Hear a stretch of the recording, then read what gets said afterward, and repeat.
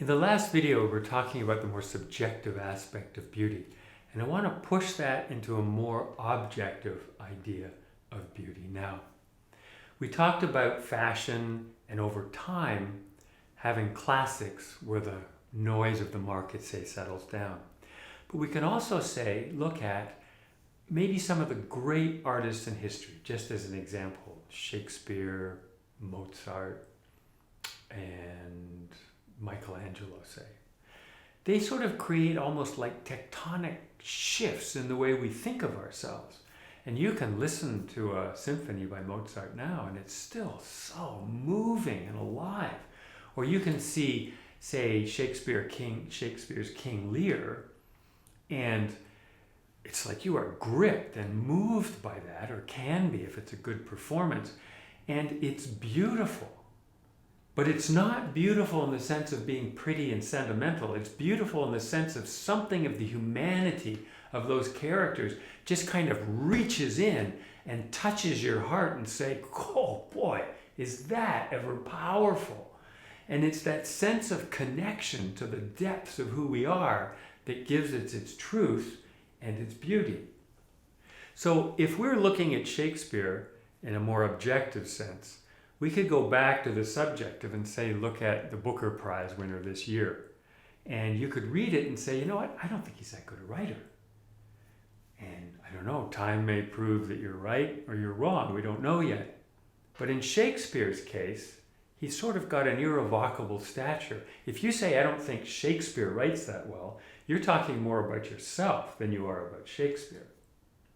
And then let's go one step more objective to geometry.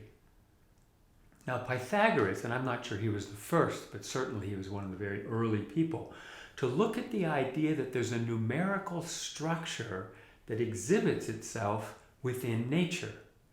And a couple of hundred years after that, around 300 BC, Euclid wrote his Elements, series of such pristine, beautiful, simple statements about geometry.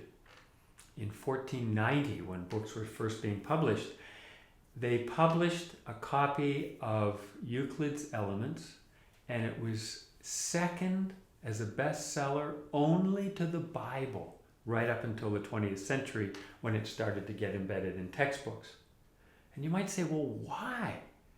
Well, the American poet Edna St. Vincent Millay said, Euclid laid beauty bare.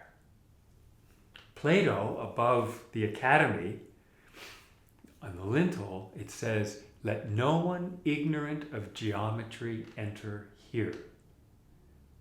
So it's like the idea that there's an order and a structure that is lying embedded in nature beneath all the jumble and the chaos.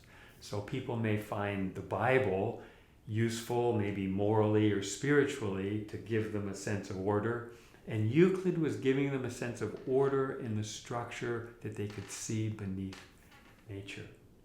So that we can see is a range of subjective to objective beauty. Because you can ask a mathematician about a beautiful formula. They'll know exactly what you're talking about. They have, in fact, had polls of what do you think is the most beautiful equation. They know it, they don't laugh at you. They know exactly because they're beautiful, they're simple, and they're elegant. There's no room, one mathematician said, for ugly mathematics. So we have this embedded beauty right in the structure of nature. And then we have right through to a subjective, beauty lies in the eye of the beholder, our sense of taste, of what we like and we don't like. Now, interestingly, the sense of taste, of course, never goes away, because if we're looking at Shakespeare, we may like the comedies more than the tragedies. That's still our sense of taste.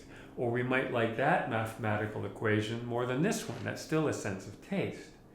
But the entire field there of Shakespeare or of mathematics and geometry and so on is embedded in that idea of beauty.